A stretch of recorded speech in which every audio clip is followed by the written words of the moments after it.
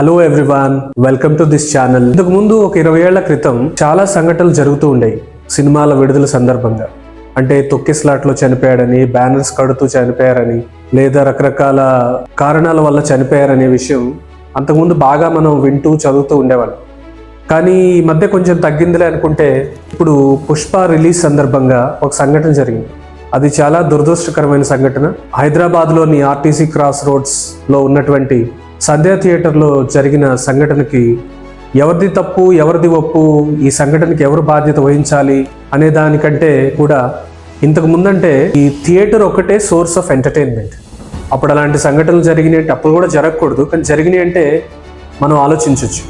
కానీ ఇప్పుడు ఇన్ని రిసోర్సెస్ వచ్చిన తర్వాత, ఈ ఓటీటీ కల్చర్ ఇంత పెరిగిపోయిన తర్వాత ఎంటర్టైన్మెంట్కి సంబంధించిన ఆ రిసోర్సెస్ అన్నీ చాలా ఎక్స్పాండ్ అయ్యాయి. ఇప్పుడు మనకి చాలా అవైలబిలిటీ ఉంది.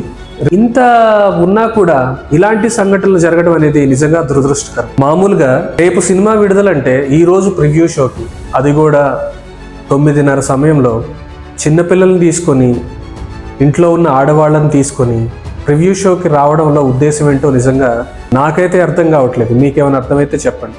అంటే ఇప్పుడు సింగిల్ స్క్రీన్ ఎక్స్పీరియన్స్ కావాలి, జనాల మధ్యలో కూర్చొని చూడాలి, ఆ ఆనందాన్ని, ఆ గొడవని, ఆ సందడిని మనం కూడా ఎంజాయ్ చేయాలి అనే ఉద్దేశంతో దానికి పర్యవసానాలు ఎలా ఉంటాయి, కాన్సిక్వెన్సెస్ ఎలా ఉంటాయి, అలా ఇంట్లో ఉన్న చిన్నపిల్లల్ని ఆడవాళ్ళని తీసుకొని వెళ్ళడం వల్ల జరిగే నష్టం ఏంటి అనే దాన్ని ఆలోచించకుండా వెళ్ళడం వల్ల ఇలాంటి సంఘటనలు జరుగుతూ ఉంటాయి. కాబట్టి మనకు ఒక అవగాహన ఉండాలి.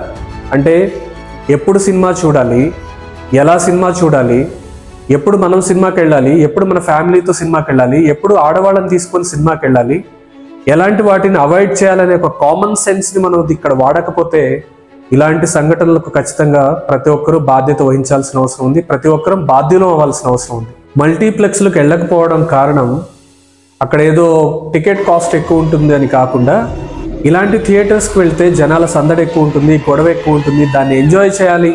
అది కూడా ప్రివ్యూ షోలప్పుడు ఒకే ఒక్క కోరిక, దానివల్లే ఇలాంటి సంఘటనలు జరుగుతూ ఉంటాయి. ఇలాంటి సంఘటనలు జరిగినప్పుడు వాళ్ళని వీళ్ళని బాధ్యులు చేయడం కంటే మన బాధ్యత ఎంత ఉందని కూడా ఆలోచించాల్సిన అవసరం ఉంది. మన తప్పు ఎంత ఉందని ఆలోచించాల్సిన అవసరం ఉంది. ఎప్పుడు ప్రభుత్వాలను నిందించడం, పోలీస్ వ్యవస్థను నిందించడం, లేదా అక్కడికి వచ్చిన హీరో అల్లు అర్జున్ నిందించడం. అల్లు అర్జున్ తన సినిమా పబ్లిక్ టాక్ ఎలా ఉంది, పబ్లిక్ పల్స్ తెలుసుకోవడం కోసం ఆ సినిమా హిట్ ఆ ఫ్లాప్ అనేది జనంలో ఏమనుకుంటున్నారో తెలుసుకోవాలంటే జనం ఉండే దగ్గరికి రావాలి, వాళ్ళకి వేరే ఆప్షన్ లేదు. అఫ్ కోర్స్ ప్రభుత్వాలు, పోలీస్ వ్యవస్థలు, థియేటర్ యాజమాన్యాలు బాధ్యతాయుతంగా వ్యవహరించాలి. కానీ మనకు కూడా ఒక బాధ్యత ఉంటుంది, మనం కూడా కొంచెం ఆలోచించాలి అనేది నేను ఇక్కడ చెప్పాలనుకునే విషయం. ఇప్పుడు అల్లు అర్జున్ అరెస్ట్ అయ్యాడు, బెయిల్ వచ్చింది, కానీ పోయిన ప్రాణం తిరిగి వస్తుందా? కాబట్టి ఇలాంటివి ఆలోచించాలి. అందరూ బాగానే ఉంటారు, సినిమా ఎంజాయ్ చేయాలి అనే ఒక చిన్న కోరిక ఒక ప్రాణాన్ని బలి తీసుకుంటే అది నిజంగా అది ఎలాంటి కోరికో మనం ఆలోచించాల్సిన అవసరం ఉంది. అంటే ఒక 2 రోజులు ఆగి చూస్తే ఏమవుతుంది, లేదా ఒక వారం ఆగి చూస్తే ఏమవుతుంది? టీవీలో చూడడం ఇష్టం లేదు, ఓటీటీలో చూస్తే ఆ థియేటర్కల్ ఎక్స్పీరియన్స్ రాదు అని అనుకుంటే కొంచెం ఆలస్యమైనా కూడా థియేటర్కి వెళ్ళి చూడొచ్చు కదా.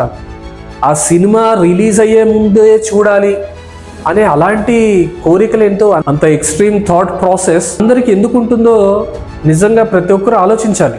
ఏ దేశంలో కూడా మనంత సినిమా నటుల్ని ఆరాధించే కల్చర్ ఎక్కడా మనకు కనబడదు. ఇప్పుడు సాఫ్ట్వేర్ ఒక ప్రొఫెషన్, టీచర్ ఒక ప్రొఫెషన్, అలాగే కొంతమంది బిజినెస్లో ఉంటారు, కొంతమంది స్పోర్ట్స్లో ఉంటారు, కొంతమంది పాలిటిక్స్లో ఉంటారు. అలాగే ఇది కూడా ఒక ప్రొఫెషన్. సినిమా అనేది, యాక్టింగ్ అనేది వాళ్ళ ప్రొఫెషన్. నటులుగా, ఎంటర్టైనర్స్గా చూడాలి, వాళ్ళ నటన బాగుంటే వాళ్ళని కాంప్లిమెంట్ చేయాలి, కానీ ఆరాధించి వాళ్ళని దేవుళ్ళుగా చూసి అసలు ఈ సంస్కృతి ఏంటో, ఈ సెలబ్రిటీ కల్చర్ ఏంటో నిజంగా అర్థం కాదు. అందరూ దీన్ని కూడా ఆలోచించండి, అర్థం చేసుకోండి. ఇంత సెలబ్రిటీ కల్చర్ ఈ దేశానికి మంచిది కాదు. ఇంత సెలబ్రిటీ వర్షిప్, వాళ్ళని ఆరాధించడం, వాళ్ళ పట్ల ఆరాధన భావం అనేది అది ఆలోచన స్థాయి ఇంకా పెరగలేదు. You are not matured enough to think these things and to understand these things అనేది నీకు నువ్వుగానే చెప్పుకున్నట్టు అవుతుంది. నటులు కేవలం నటులు మాత్రమే. వాళ్ళ నటన బాగుంటే మనం అప్రిషియేట్ చేయాలి. వాళ్ళు మామూలు మనుషులే, వాళ్ళు దేవుళ్ళు కాదు, దేవతలు కాదు అని అర్థం చేసుకున్న రోజు నువ్వు బాగుంటావు, ఈ దేశం కూడా బాగుంటుంది. తద్వారా ఈ వీడియో పట్ల మీ అభిప్రాయాల్ని కామెంట్స్లో చెప్పండి. ఈ వీడియో నచ్చితే లైక్ చేయండి, అలాగే మిగతా వారికి షేర్ చేయండి. ఈ ఛానల్ని సబ్స్క్రైబ్ చేసుకోవడం మాత్రం మర్చిపోకండి. Thank you. జై హింద్.